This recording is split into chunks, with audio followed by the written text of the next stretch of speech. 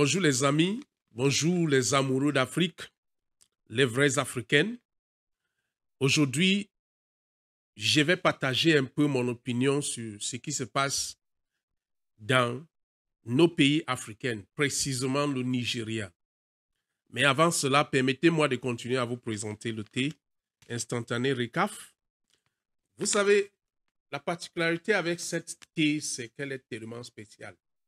Et j'espère que beaucoup sont en train de courir dans les supermarchés, dans les boutiques pour acheter parce que c'est vraiment nutritif et c'est un thé thérapeutique. Ça renforce notre capacité immunitaire et ça a beaucoup de vertus. Allez juste sur les réseaux sociaux, vous tapez RECAF comme vous voyez là et puis vous allez voir autant d'informations concernant cet produit. Alors, si vous suivez comme moi l'actualité africaine, vous avez certainement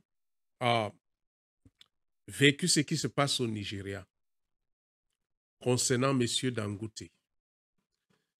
Vous savez, ça fait certains jours, M. Dangote a commencé à se plaindre.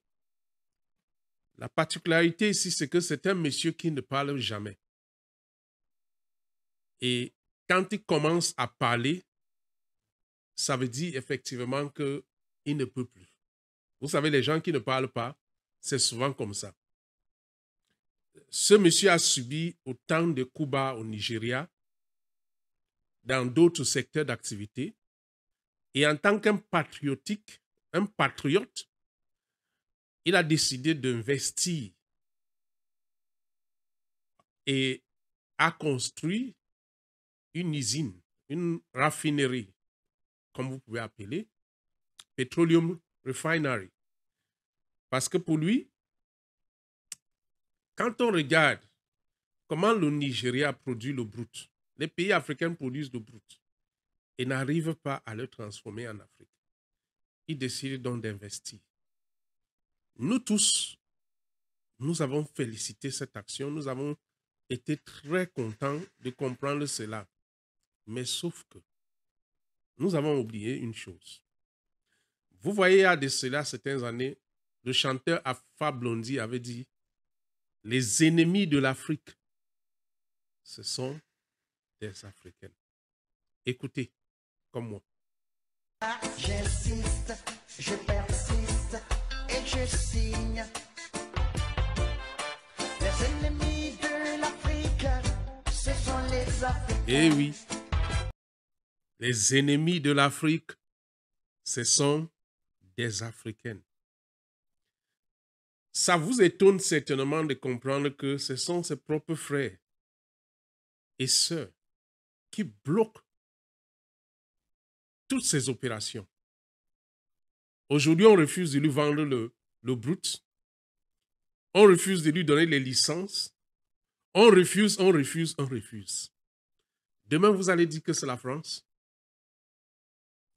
Demain, vous allez dire que c'est les Blancs qui nous tuent. Mais non. Écoutez, ce qui se passe avec Dangote aujourd'hui au Nigeria, c'est la réalité des Africains. Nous parlons aujourd'hui de Dangote peut-être parce que c'est Dangote, mais posons nous-mêmes nos propres questions. Aimons-nous vraiment l'Afrique? Comment peut-on dire nous aimons l'Afrique et ne pas aimer nos frères et sœurs?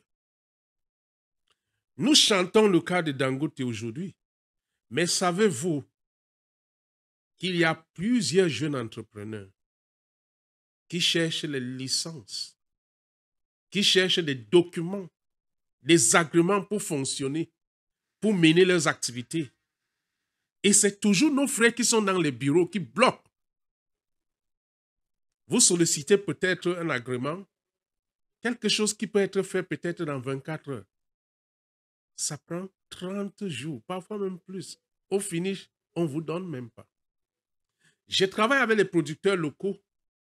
À chaque fois quand je mentionne, je demande à ce producteur d'aller obtenir les agréments, les licences auprès des autorités. Ils sont réticents et je comprends. Pourquoi? Parce que c'est toujours nos frères et sœurs qui sont dans les bureaux, qui vont les mettre les bâtons dans les rues. Et vous allez me dire que c'est ça, aimer l'Afrique? Avec ce que Dangote a fait au Nigeria, est-ce qu'on devait être ici en train de dire comment on refuse de lui donner les licences? Comment on refuse de lui vendre le brut? Entre nous, est-ce qu'on devait être là? Mais ça, c'est la vérité. C'est la réalité des Africains. Et ça commence dans nos familles. Ça veut dire, chaque personne qui entreprend devient notre ennemi. Si tu as un ami qui engage un projet, automatiquement, il devient ton ennemi. Et qu'est-ce que tu dois faire? C'est pour l'anéantir. C'est pour le tuer.